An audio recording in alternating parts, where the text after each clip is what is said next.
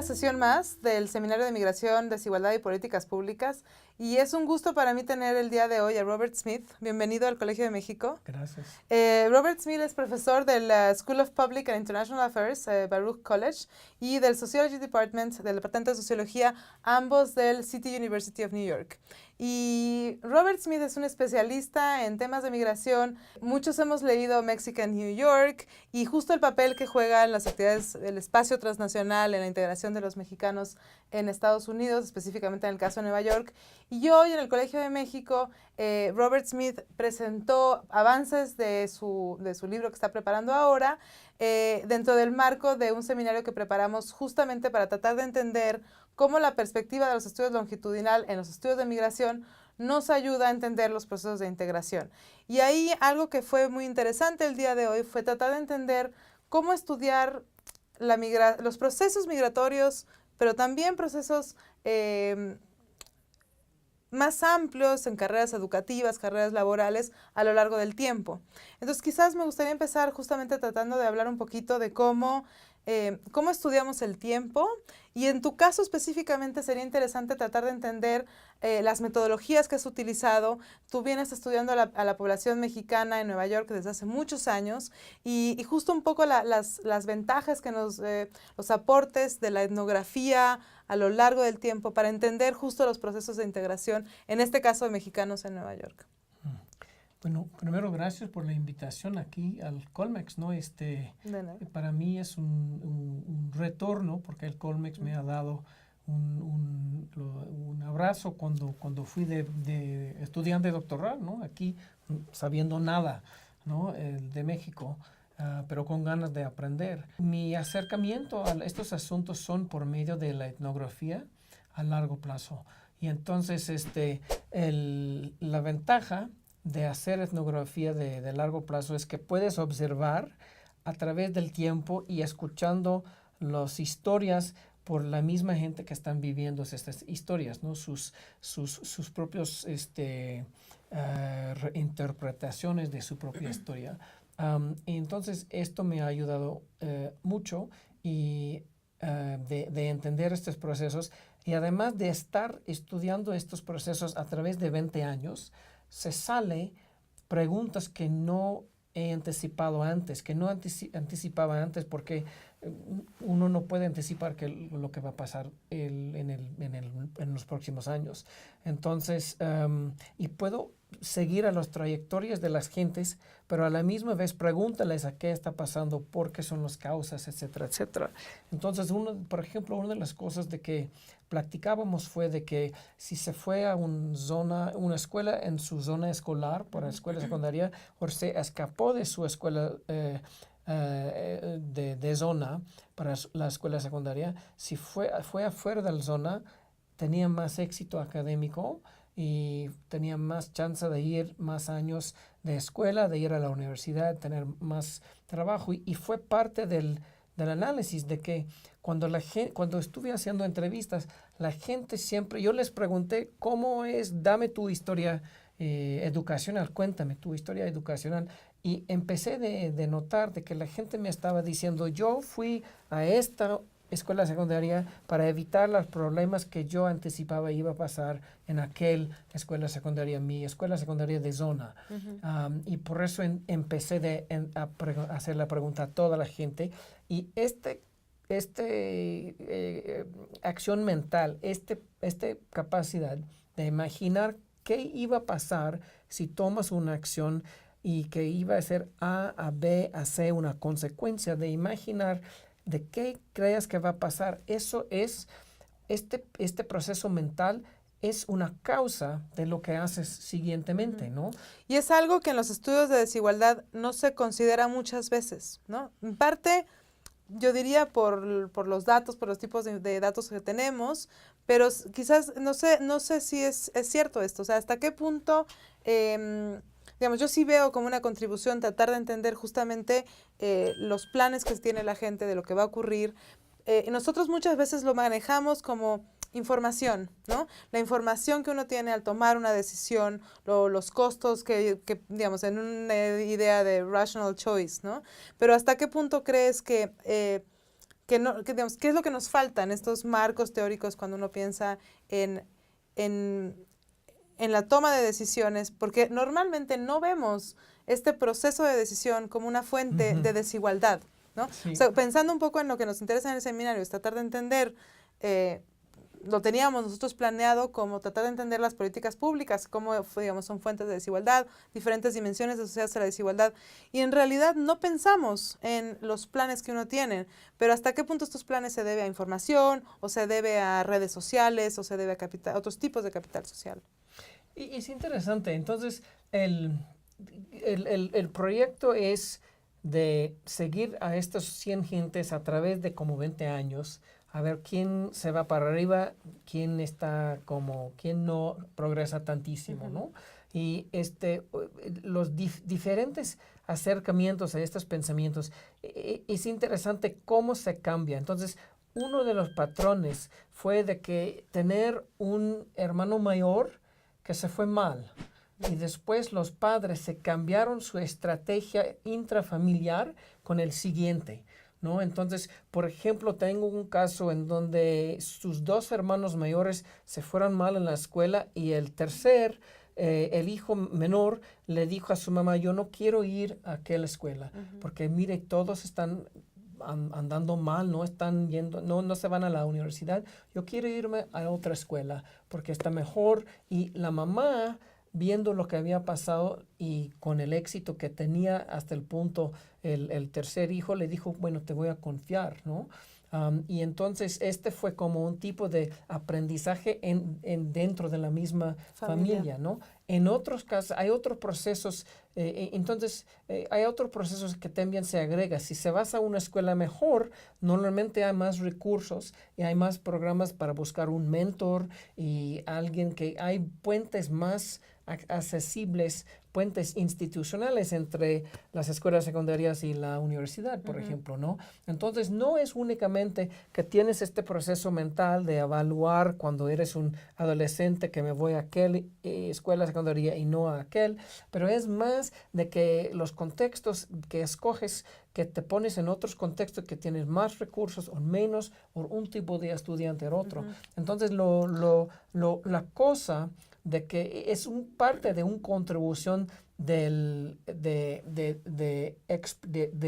poner luz, de iluminar cuáles son los procesos dentro de la caja negra, ¿no? Porque tienes aquí en los análisis con los databases bien grande, ¿no?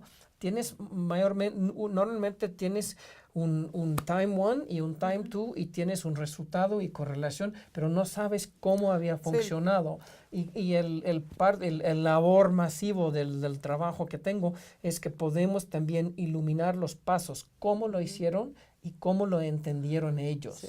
Que, digamos, yo sí resaltaría que esto no se puede tener si no se hace etnografía, si no se hace un trabajo cualitativo longitudinal, ¿no? Digamos, pero no longitudinal, como decíamos un poco, no longitudinal en el sentido cuantitativo de un panel, sino realmente tratar de entender los procesos a lo largo del tiempo. Y ahí sí creo que es muy interesante justo tu trabajo en rescatar esto, que tampoco es una etnografía, pues hay etnografías transversales, ¿no? Pero también tratar de introducir esto. Y yo lo que quizás resaltaría es que en los estudios de migración se habla mucho del contexto de recepción, de los modos de incorporación, de hasta qué punto hay movilidad ascendente, descendente, etcétera. Pero tú lo que nos estarías diciendo en realidad el día de hoy es que este contexto de recepción, pensando en la escuela, por ejemplo, es un contexto que es mucho más local, ¿no? Y es justamente digamos, los individuos que deciden ir a otras escuelas, en realidad lo que quieren es un poco huir de los contextos donde están ellos inmersos, digamos, los contextos más cercanos, ¿no? Estoy pensando en, no sé, hasta qué punto elegir un empleo de una manera temprana puede bloquearte en una carrera laboral, o hasta qué punto en realidad justo entrar a un empleo y permanecer mucho tiempo puede ayudarte, ¿no? Como también son estrategias distintas de salir. Sí. Bueno, y la pregunta, no sé tú qué encuentres en eso. La pregunta es muy bien orientada, yo creo. Entonces, pero por volver a la pregunta como lo hiciste, ¿no?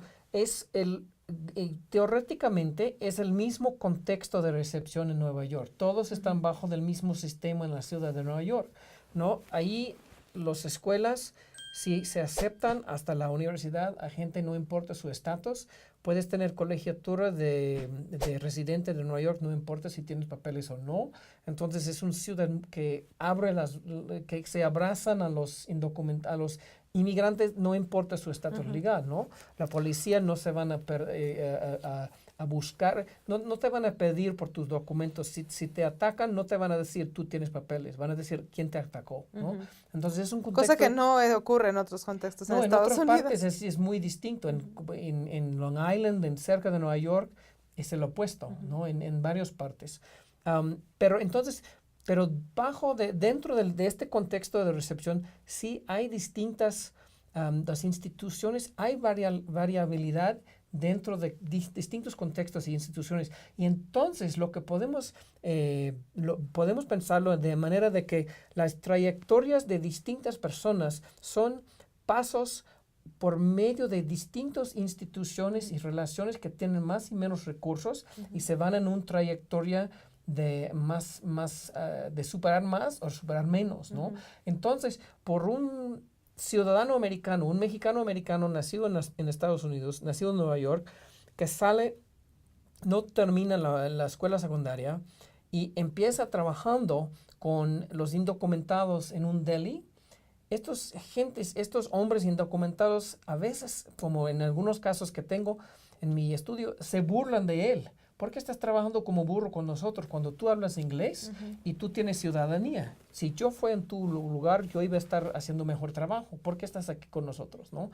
Entonces, el significado de ser mexicano para él es una cosa.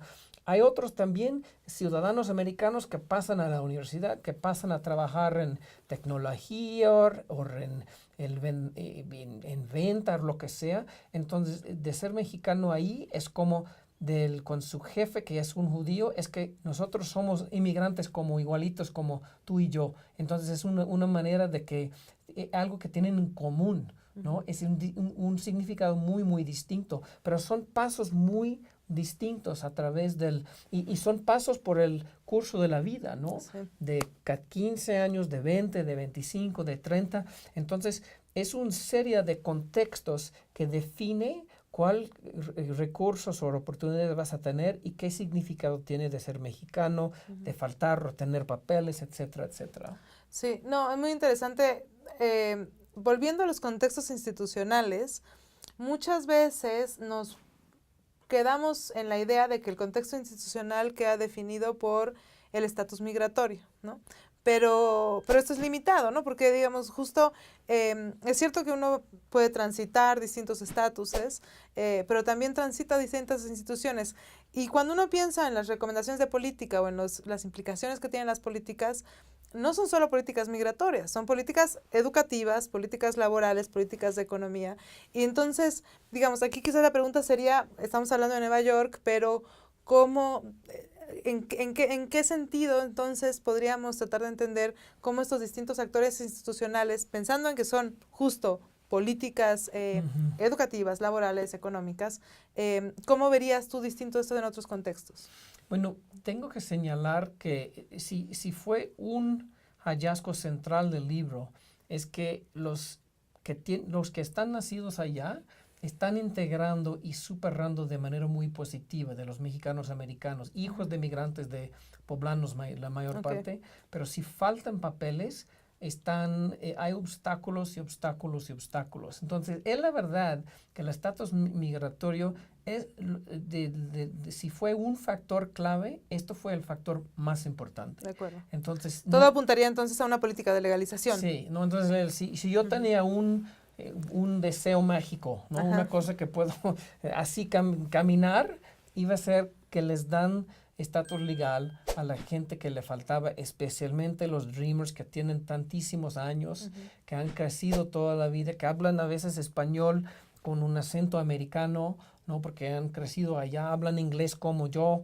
Entonces, estas personas son americanos indocumentados, ¿no? Entonces, esto fue. Pero de otra manera, hay otra, por ejemplo, de tener un mentor o no tener un mentor, este tiene un impacto en el largo plazo muy, muy importante. Y entonces la política puede ser que tener más programas de mentores, ¿no? Sí. De construir estos edificios sociales, ¿no? Esta infraestructura redes, social sí. para ayudar a esta gente, porque no es falta de ganas, es falta de redes, falta de recursos. Que además, digamos, es una recomendación que no se limita a la población migrante, ¿no? O sea, uno pensaría que Sí. también podría apoyar a la población pobre de Estados Unidos sin importar su estatus Sí. migratorio, ¿no? O tú crees que, digamos, no me gustaría poner en competencia, ¿no? Porque tampoco sería benéfico excluir a ciertas poblaciones, ¿no? La política podría ser ampliar los programas de ayuda y de mentoría. Sí, bueno, la única cosa que aplica más a los migrantes es el estatus legal, ¿no? Que funciona como un estatus máster, que cuando quieres salir de la escuela y como en la escuela estás protegido como un miembro pleno de la escuela, cuando quieres trabajar en el mercado laboral, que te conviertes en un criminal. Esto no es justo. Y esto tampoco no es buena política para Estados Unidos, porque estas personas sí están contribuyendo, ¿no? Están contribuyendo y sus padres también. Y tuvieron una formación educativa en Estados Unidos. Sí, son que americanos. pueden, exacto. Son americanos indocumentados, ¿no? Si son inmigrantes no importa, porque tienen su punto de vista, su formación social, etcétera. Ellos se sienten como americanos. Y el país también el país ha disfrutado también de todas las contribuciones que han hecho sus padres. Los indocumentados están pagando 8% del dinero en el Social Security Trust Fund. Es por los indocumentados que contribuyen, pero no pueden sacar beneficio. Entonces, y además es un subsidio a los Estados Unidos. Entonces, políticamente es injusto de mantener son 11 millones de personas. Es un país entero, ¿no? Es injusto mantener eso. Pero esto no fue tu pregunta. Tu pregunta fue más de cuáles otras políticas públicas deberíamos que hacer, ¿no? Una de las cosas fue de tener un buen mentor. Otro fue de tener una escuela en donde había muchos apoyos, hay programas buenos, entonces una inversión en la infraestructura educacional, ¿no? Porque eso es un poco más, digamos, políticamente es un poco más correcto decir vamos a mejorar el sistema educativo, ¿no? Sí, sí, que puede afectar razón. a todos. Digamos, pensando en que desgraciadamente estamos viviendo un ambiente que quizás no es el más propicio para brindar apoyos a los migrantes, ¿no? Sí. Tú estuviste aquí en enero en el Colegio de México en un evento en el que vinieron varios Dreamers y me gustaría quizás preguntarte cómo se ven las cosas en Nueva York varios meses después. Digamos, hay cierto optimismo, hay pesimismo, todavía sigue siendo incierto lo que va a ocurrir. Tú viniste antes de que el presidente Trump tomara posesión y seguimos sin saber qué va a hacer, seguimos sin saber cuál va a ser su política, pero simplemente cuál es el sentimiento que existe. Bueno, el incertidumbre y el miedo. Okay. ¿No? Mucha gente tiene miedo de qué va a pasar, ¿no? Porque la retórica de la administración actual es una retórica de que la vamos a sacar a todos y hacer un muro, un pared, no sé Porque, digamos, un poco la incertidumbre se puede contrarrestar un poco con información hasta cierto punto, el miedo también un poco, pero tú lo ves, digamos, ocurriendo, o qué podríamos hacer para justo tratar de reducir el miedo sobre todo. Yo no tengo respuesta. Yo no tengo respuesta fija porque estamos todos esperando, ¿no? De que porque él dice una cosa, el presidente, y después dice otra cosa, ¿no? Entonces, si va a ganar Hillary y vamos a tener, a lo menos intentar una reforma para legalizar y dar estatus permanente a esta gente. Tal vez todavía el nuevo presidente lo va a hacer, ¿no? Entonces, él tiene más libertad de hacer políticas porque no tiene afiliación leal con ningún partido, ¿no? Bueno, es otra cosa, pero él también tal vez puede hacerlo, yo no sé. Okay. Entonces el miedo es de que no saben qué pueden hacer y la retórica es en la campaña fue muy anti-inmigrante, pero muy anti-mexicano Sí. a la misma vez, ¿no? Entonces es muy razonable de tener No, miedo. seguro, seguro. Y es muy razonable entonces hay gente que están como, por ejemplo, yo conozco un lugar donde las madres tienen ahora una cadena de teléfono para decir que mire, aquí viene a la escuela para llevar los niños aquí viene el camión para llevar los niños a la escuela, en 3 minutos se va a estar en tu casa. Entonces quedan adentro de la casa hasta 2 o 3 minutos antes de que viene porque tienen tanto miedo de estar afuera, de que ahí les van a llevar. Yo no puedo decirles que son que no es razonable tener tanto miedo porque yo soy ciudadano, ¿no? Sí, sí. Pero imagínate, otra cosa que organizaciones que trabajan en la comunidad están haciendo seminarios de hacer un plan de qué hace, de quién le va a recibir autoridad de crecer sus hijos si te agarran. Imagínate que los padres están haciendo planes de si me llevan durante el día, ¿quién va a estar el encargado de mis hijos? Sí, sí. Esto no es justo, ¿no? Sí, Es imposible pensar en eso, ¿no? ¿Cómo puede ser? Esto no son gente criminal tampoco. Si fueran criminales y se los llevan, entonces no te portas mal y no te van a llevar. Pero no, esos son gente que sí te portaba muy bien, que paga impuestos cuando no van a sacar ningún beneficio, que trabajan duro. No es justo. Sí, sí, sí. No, bueno, no sabemos qué va a pasar en realidad. Entonces esperemos Sí, que no sé. sea más retórica.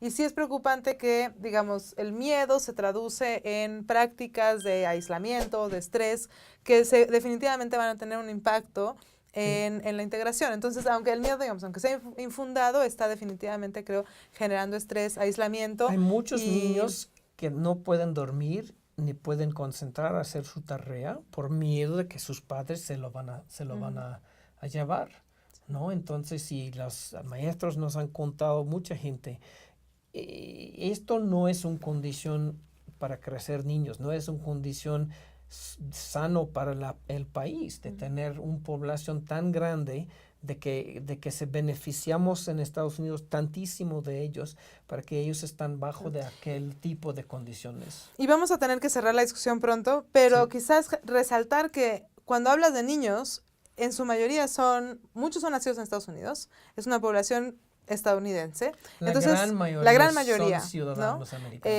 Exacto. Gran mayoría. Digamos, están los Dreamers que se sienten americanos, que llegaron siendo niños, pero la gran mayoría de los hijos de mexicanos en Estados Unidos, por el tiempo es una población estadounidense. Entonces, digamos, es donde ya la discusión de la legalización, etcétera, va más allá de un problema de los migrantes mexicanos. Son familias mixtas, donde hay estadounidenses, ciudadanos, donde hay mexicanos, algunos con estatus migratorio, algunos sin estatus, y que definitivamente complica la situación, ¿no? Y no es necesariamente él. ¿Qué sucede con la población migrante, ¿no? El punto que haces, yo creo, es muy importante y en el contexto histórico de Estados Unidos, porque lo que tenemos actualmente es una división entre tienes hijos nacidos en Estados Unidos que son ciudadanos, pero sus padres no. Y entonces es un estatus legal que divide el país y divide hasta familias. Nosotros tuvimos una guerra civil para cerrar asuntos de un status master que le puede determinar toda tu oportunidad en la vida, ¿no? Tuvimos eso. Fue la esclavitud en Estados Unidos fue un status master que determina todas tus oportunidades de vida. Esto no es igualito, pero es una cosa muy similar. Y, por ejemplo, hay ahora otra vez, hay prácticas, hay gente exigiendo de que quitamos la ciudadanía por nacimiento.